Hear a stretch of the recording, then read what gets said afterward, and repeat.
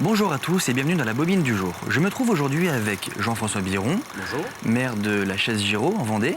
Alors, ça se situe où déjà, la Chaise-Giraud? Alors chez Giraud, c'est un petit village qui se situe entre Saint-Gilles-Croix-de-Vie et les Sables d'Olonne. On est à 5 km de Bretignolles-sur-Mer, on est à l'ouest de la Vendée. D'accord, donc presque sur l'île littorale en fait. Oui, on est à 5 km, 5 minutes, oui.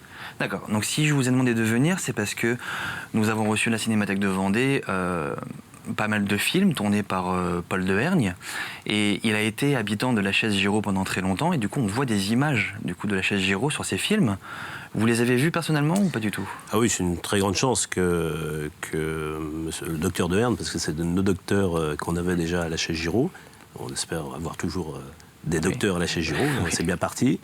Et je remercie François Dehergne, que je connais plus particulièrement, sur le don qu'il a fait à la Cinémathèque de la Vendée, puisque comme ça, c'est toute l'histoire de la Chaise-Giraud une partie de la Chaise-Giraud qui se retrouve dans ses vidéos et dans ses films, ce qui est assez rare, quoi.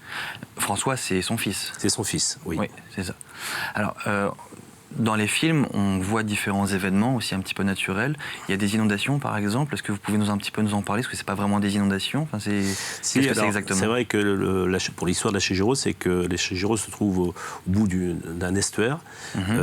C'est-à-dire qu'à marée haute, par exemple, s'il n'y avait pas d'écluse à Saint-Gilles-Croix-de-Vie, la mer viendrait jusqu'au pied de la Chaise-Giraud.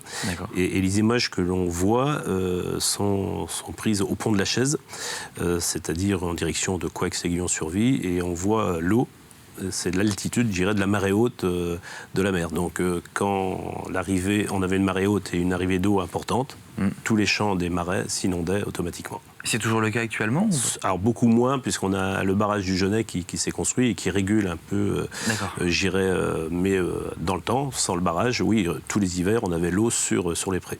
D'accord. Et dans les films, parce que forcément il a passé beaucoup de temps vu qu'il vivait dans cette commune-là, il a filmé d'autres choses intéressantes pour la commune ou pas du tout?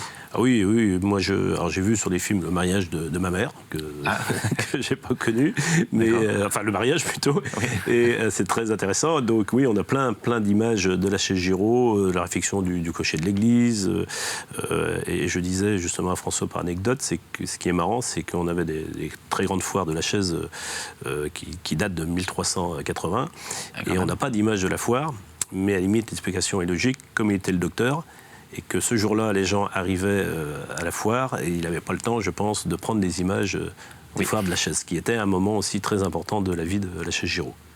D'accord. Donc, et vous qui habitez, vous habitez la commune, est-ce que vous arrivez dans les images à retrouver des lieux similaires ou est-ce que vous avez un peu l'impression que depuis ça s'est changé? Parce que les films datent dans les environs 1930, 1940. Est-ce que vous avez vu une évolution, vous, par rapport à ces images-là et la ville actuelle? Alors on a une très grande chance parce qu'effectivement on retrouve les maisons, on retrouve les processions, il y a beaucoup de processions qui ont été prises dans les ruelles de la Chaise-Giraud et en plus depuis une dizaine d'années on remet nos rues à l'époque des années, on va dire 30-40, dans le style. Et on a la chance d'avoir un patrimoine bâti qui est resté un peu en place et que l'on met en valeur. Et dans ces images-là, on retrouve ce bâti-là, ce qui est pour nous extrêmement intéressant d'avoir justement ces images.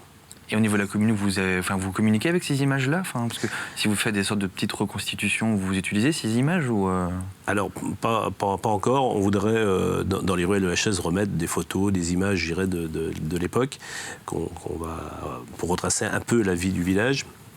Mais c'est vrai qu'on ne communique pas beaucoup dessus, on est plus sur des actions de terrain, et c'est vrai qu'en communication, on n'est pas très bon, mais ça va venir.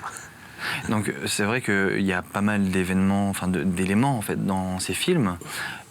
Vite fait, il y a autre chose que vous avez envie de parler, parce que peut-être pendant la guerre, il y a eu des choses, peut-être, non? Alors oui, il y a eu plusieurs choses. Les calvaires, par exemple, on arrive à retrouver des dates de mise en place de nos calvaires. On n'avait pas toutes les informations. Grâce à ces films, on les voit. On voit aussi dans le film l'appel à la mobilisation. Le bâtiment, on le retrouve, c'était un ancien hangar à grains qui était sur la place du village, qui maintenant, lui, est démoli. Et on retrouve, je dirais, le pan de mur où était affichée la mobilisation. D'accord. Eh bien, monsieur Jean-François Biron, je vous remercie beaucoup pour toutes ces explications. Je vous laisse découvrir quelques images du coup de la chaise Giraud à l'époque et je vous souhaite une bonne journée. À la semaine prochaine pour une nouvelle Bobine du jour.